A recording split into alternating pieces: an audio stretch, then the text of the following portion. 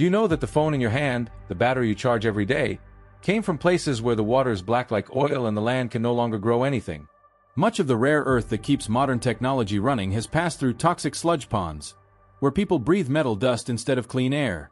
Your technology looks polished on this side of the world, but on the other side, it begins with a sacrifice almost no one wants to talk about.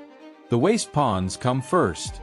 In Inner Mongolia, they stretch for kilometers, thick with black sludge left after rare earth processing. In northern Myanmar, acid runoff from unregulated mines seeps into farmland and streams, guarded by armed groups instead of fences. In parts of southern China, entire villages were relocated after soil tests showed levels of heavy metals too high to farm, too high to live with. These places are not hidden.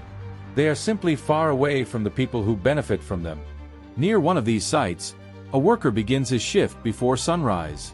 The ore was extracted years ago. What remains is the residue. His job is not to dig, but to prevent overflow. Pumps run day and night to keep toxic slurry from spilling beyond the embankments. When they fail, the liquid sinks into the ground. There is a procedure for that. It does not involve evacuation. His children no longer drink from the local well. Water trucks arrive every few days, depending on budgets approved in offices he will never see. He understands what this place produces. The materials move on to factories that make batteries, screens, motors, and guidance systems. He has seen the shipping containers. He recognizes the names printed on the manifests. Technology companies, defense suppliers, multinationals that talk about clean energy and innovation. What never leaves this place is the damage. Respiratory illness is common. Land prices collapsed without announcements. Compensation programs exist on paper, but most families stopped applying years ago. Moving away requires money they do not have. Staying means accepting what the ground has become. This is not an accident. It is a design choice. The system works because extraction happens where resistance is weakest and consequences are easiest to contain. Distance separates consumption from cost. The farther you are from these sites, the cleaner your technology appears.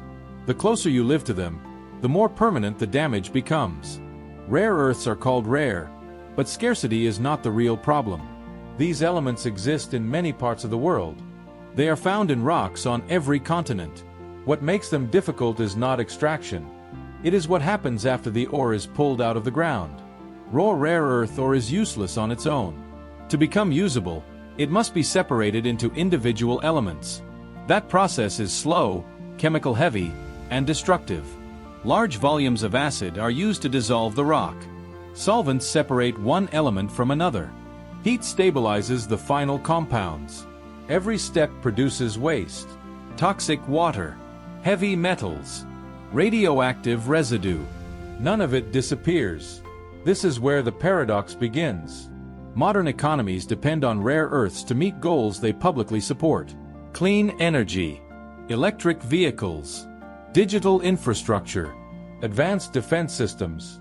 At the same time, those same economies enforce environmental standards that make large-scale rare earth processing politically difficult and financially unattractive. Permits take years. Lawsuits follow. Cleanup obligations stretch across decades. No elected official wants a waste pond on their watch. So production does not stop. It moves. Processing shifts to places where land is cheaper, enforcement is weaker, and resistance carries fewer consequences. Pollution is not reduced. It is relocated. The environmental cost does not vanish. It is pushed outward, away from consumers and toward communities with less leverage to refuse it. This relocation creates a second problem. Countries that exported processing also exported expertise. Facilities closed. Engineers retired. Supply chains thinned. When dependence became visible, rebuilding capacity proved slow and expensive. Meanwhile, demand continued to rise. Electric vehicles scaled faster than processing plants could be permitted. Renewable energy targets arrived before waste handling solutions were in place. Defense systems assumed uninterrupted supply. Attempts to break the dependency have repeated the same pattern. Alternative materials have been tested. Performance drops. Efficiency declines. Engineers compensate by using more material, increasing weight, or shortening product lifespan. The trade-offs are measurable. None of the substitutes fully replace rare earths at scale. The dependency remains. Recycling is often presented as a solution. In practice, it recovers only a small share of what is needed. Collection systems are fragmented. Separation is complex. Contamination lowers yields. Even aggressive recycling scenarios fall short of projected demand growth. Recycling slows the problem. It does not remove it. What remains is a system built on contradiction.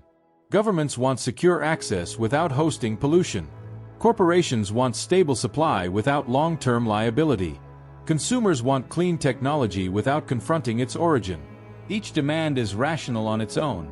Together, they lock the system in place. Environmental standards become local achievements rather than global ones. Pollution statistics improve inside borders while rising elsewhere. Responsibility becomes a matter of jurisdiction, not impact. When damage crosses borders, it becomes a diplomatic issue. When it stays local, it becomes someone else's problem. This is why reform stalls. Not because solutions are unknown, but because every real solution concentrates cost where political power is strongest.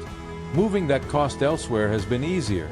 The paradox holds because it distributes benefits upward and consequences downward.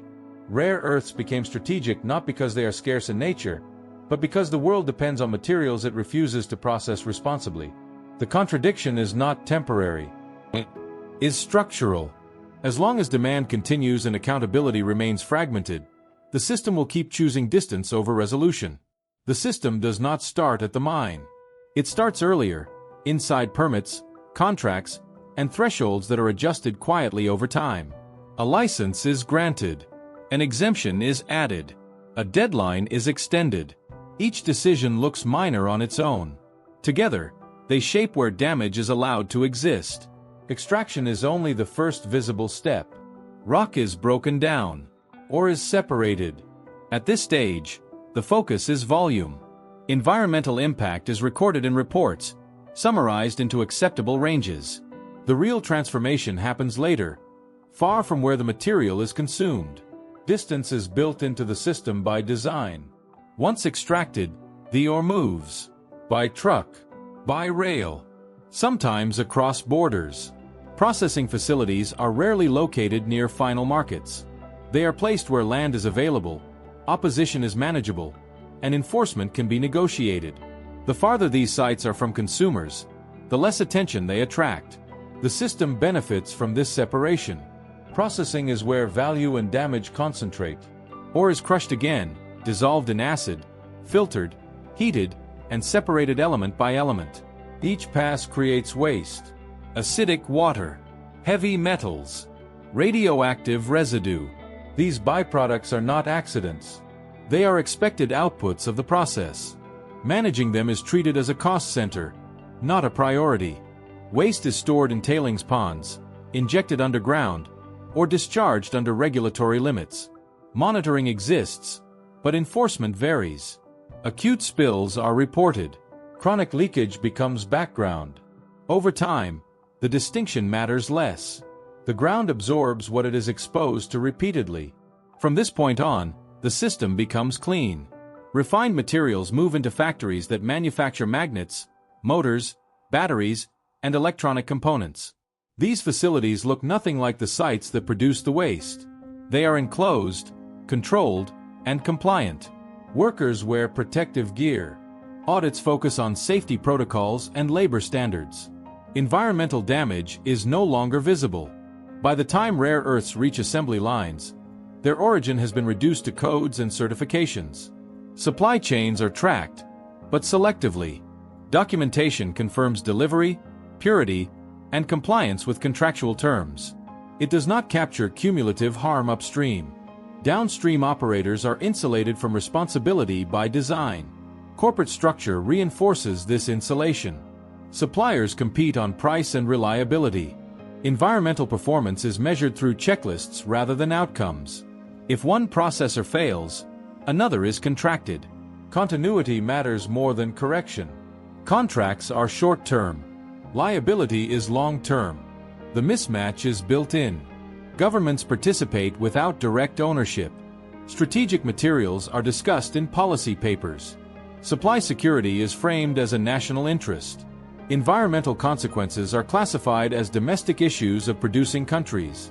When pollution crosses borders, it becomes a diplomatic concern. When it stays local, it disappears into administrative silence. Regulatory systems follow jurisdiction, not impact. Cleanup obligations are tied to legal entities that can restructure, merge, or dissolve. Environmental bonds rarely cover full remediation costs. When operators exit, responsibility shifts to local authorities. Budgets stretch. Priorities change. The waste remains. Communities closest to processing sites absorb what the system excludes. Land loses value first. Then water access degrades. Health issues appear gradually, unevenly, difficult to attribute to a single source. Proving causation requires resources residents do not have. Claims stall. Studies are commissioned. Time passes. As conditions worsen, choices narrow. Younger residents leave if they can. Older ones stay because relocation is expensive and uncertain. Compensation programs exist, but eligibility is strict and payouts lag behind damage. Property becomes unsellable. Mobility declines. Exposure becomes routine. What keeps the machine running is fragmentation. No single actor controls the whole chain. Each participant operates within acceptable limits. Each decision is defensible on paper. Profit accumulates downstream. Risk accumulates upstream. Those closest to the waste have the least leverage to change how the system operates. The machine is not hidden. It is distributed. It relies on complexity rather than secrecy. Legal separation, geographic distance, and technical specialization ensure that responsibility is never concentrated.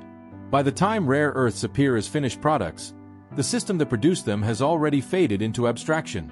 Nothing in this process is illegal by default. It is optimized. Optimized for cost.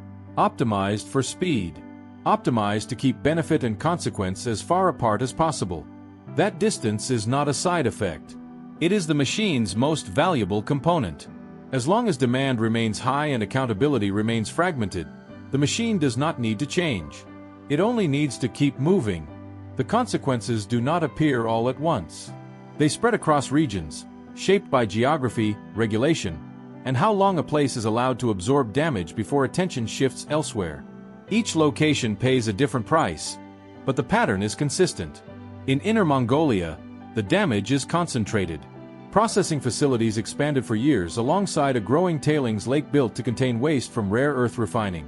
Over time, the lake grew larger than nearby towns. Tests showed elevated levels of heavy metals and radioactive elements in surrounding soil and groundwater. Farming declined first. Yields dropped. Then wells were sealed. Water delivery replaced local supply.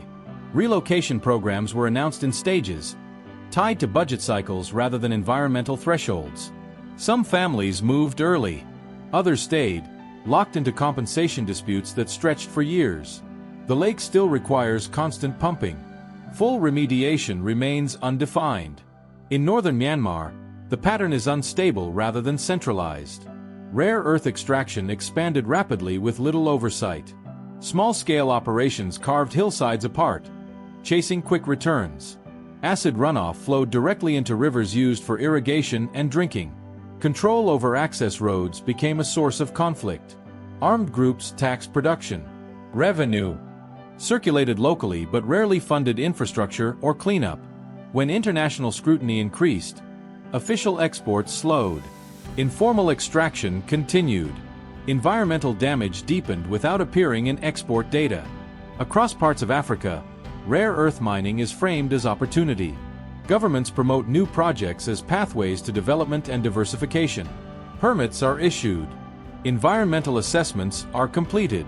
Processing capacity lags behind extraction. Waste management plans rely on future investments that have not yet materialized. Early contamination is treated as manageable. Long-term liability is deferred. Communities near proposed sites face familiar trade-offs. Employment arrives quickly. Environmental safeguards arrive later, if at all. In southern China, older processing regions tell a quieter story. Facilities shut down after decades of operation as regulations tightened and production shifted. The waste remained. Soil remediation programs began, then slowed. Monitoring continues, but land use restrictions persist. Property values never recovered.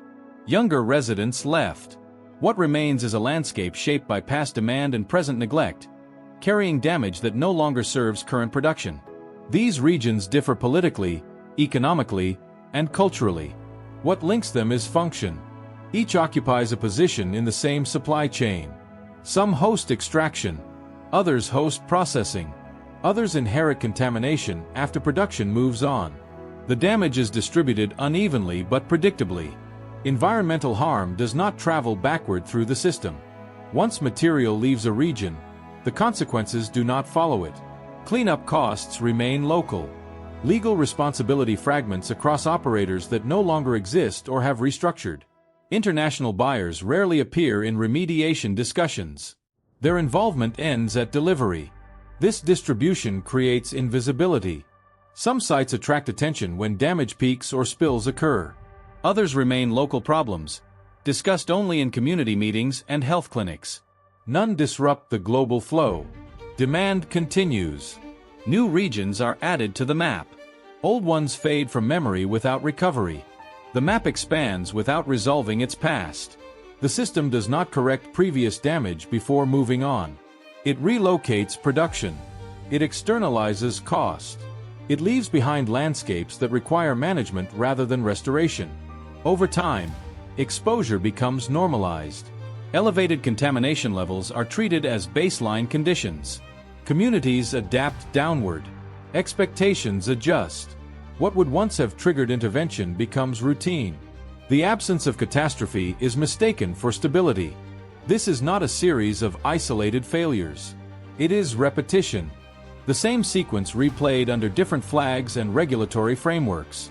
Extraction begins. Processing scales. Waste accumulates. Oversight weakens under economic pressure. When costs rise, production shifts. The damage stays anchored to place. The map does not show accidents. It shows design, a system that expands by redistributing harm rather than reducing it. Each new site inherits the lessons of previous ones, but rarely the resources to act on them. This is how the global supply chain grows while carrying unresolved damage forward. Not by repairing what it breaks, but by finding the next place willing, or forced, to absorb the cost. The village was still listed in government records long after it stopped functioning as one. On paper it existed.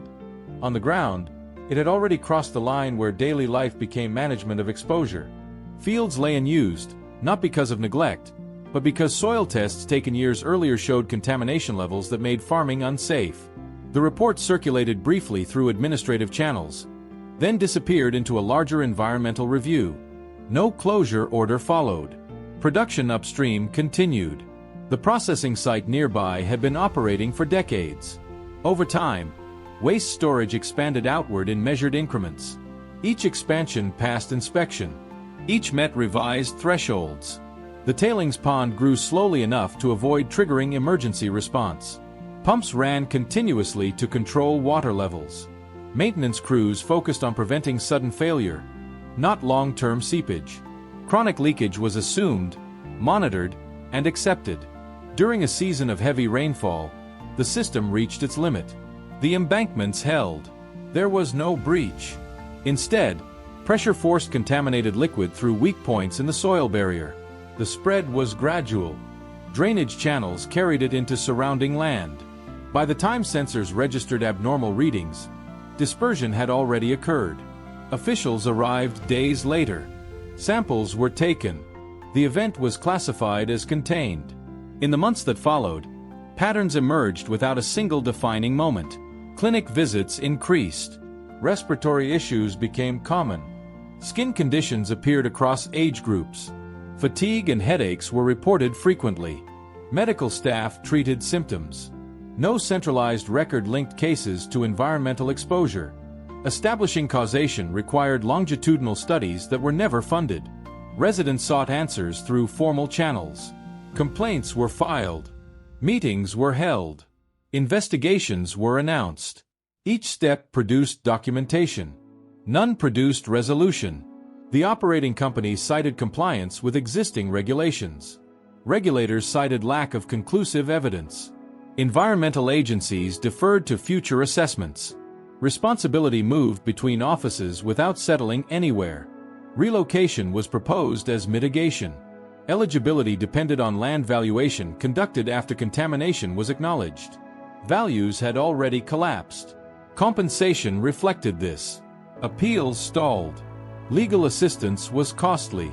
Families faced decisions with limited leverage. Accept reduced payouts and leave. Or remain on land that no longer supported agriculture or safe water access. Many stayed because relocation meant debt without guarantees. The site did not shut down. Operations slowed temporarily. Protocols were updated. Monitoring equipment was upgraded. Reporting frequency increased. None of these measures addressed what had already entered the ground. Cleanup timelines extended. Beyond decades. Funding commitments remained conditional. Responsibility blurred as contractors changed and ownership structures evolved. No headline marked collapse. There was no single incident to point to. The crisis unfolded as a sequence of administrative decisions, each defensible in isolation. Permits renewed. Thresholds adjusted. Studies delayed. Over time, harm accumulated in increments small enough to manage procedurally, but large enough to persist materially. What happened here was not unique. It was concentrated. The system rarely produces dramatic failure. It produces sustained exposure. Exposure that resists attribution. Exposure that spreads responsibility thin enough to avoid consequence. As attention shifted elsewhere, the village ceased to be discussed as a community. It became a reference in internal reports. A site number. A data point cited in future assessments to illustrate risk without altering demand. The material continued to move through the supply chain. The waste did not. This is where the system reveals its operating logic. Damage is tolerated as long as it remains localized. Human cost is acceptable as long as it cannot be aggregated into a single number. The absence of spectacle is not an oversight. It is a feature. The climax is not collapse. It is normalization. When harm becomes routine, intervention becomes optional. The system continues not because it succeeded, but because it learned how to absorb failure without stopping. The damage does not end when production slows or shifts elsewhere. It settles into the future and reshapes it quietly. Land that once supported farming becomes restricted by default. Water sources require treatment that local budgets cannot maintain indefinitely. Health effects persist without clear endpoints. These are not recorded as losses. They are adjusted for. Cleanup, when attempted, moves slower than contamination ever did. Removing waste is expensive. Isolating it is cheaper. Most sites are capped, fenced, and monitored rather than restored.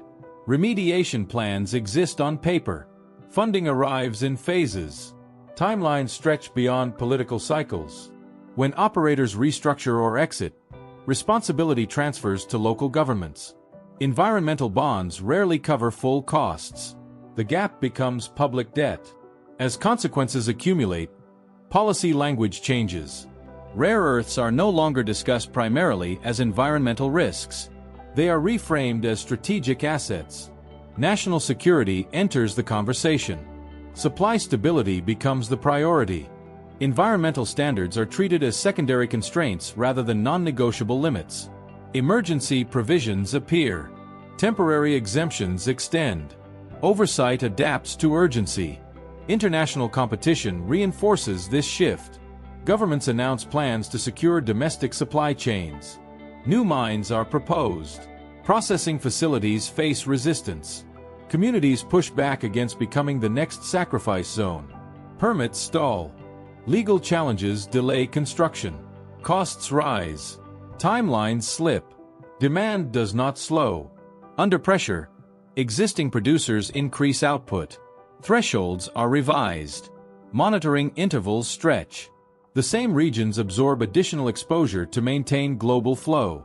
Damage concentrates further where it is already established. The system prefers continuity over correction. Efforts to diversify supply introduce parallel risks. Smaller facilities lack experienced oversight. New operators replicate early-stage mistakes. Waste handling failures reappear under different regulatory frameworks. Lessons documented elsewhere arrive too late or are deemed impractical. The cycle repeats, rebranded as transition. Over time, options narrow.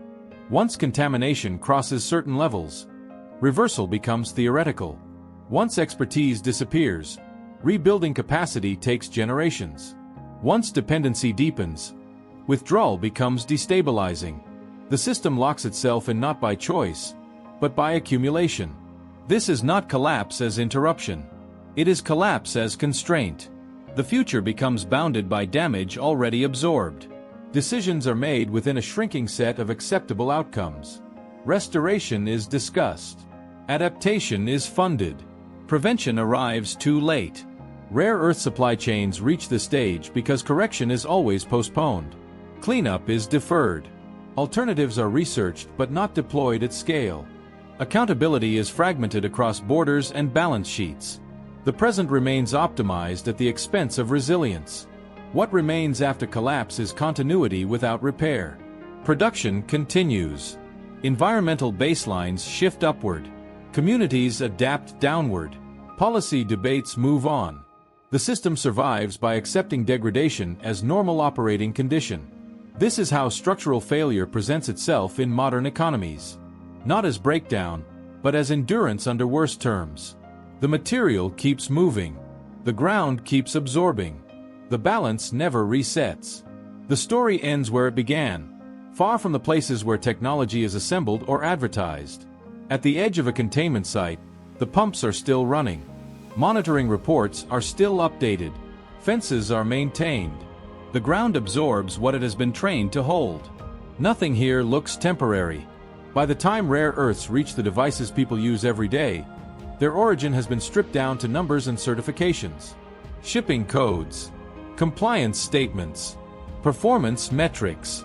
The waste has already been separated out, buried, diluted, left behind in places that no longer appear in supply chain diagrams or investor briefings. This separation is what allows progress to feel clean. Environmental improvements are measured locally. Emissions decline within borders. Technology becomes lighter, faster, more efficient. At the same time, damage accumulates elsewhere, outside the frame of consumption. Responsibility thins as distance grows. No single actor feels accountable for the whole. Rare earths did not reshape the world on their own. They enabled systems that require uninterrupted flow, energy transitions that cannot pause, digital infrastructure that cannot fail, military readiness that assumes constant access. Each system depends on materials whose full cost is acknowledged only in fragments. What remains after production moves on is not silence, but maintenance. Pumps, caps, monitoring schedules, land use restrictions. Communities adjust their expectations downward. What once would have been considered unacceptable becomes a baseline condition. The absence of disaster is taken as success. The waste does not stop reacting because demand stabilizes. The land does not reset because contracts expire. Exposure continues on timelines that do not align with fiscal years or election cycles. The future inherits what the present optimized away. The device in your hand feels finished. The system that produced it is not. The damage remains active. The dependency remains unresolved. Nothing about this process suggests closure. It is designed to persist as long as distance can be maintained. Progress did not arrive without cost. It learned how to move that cost out of sight.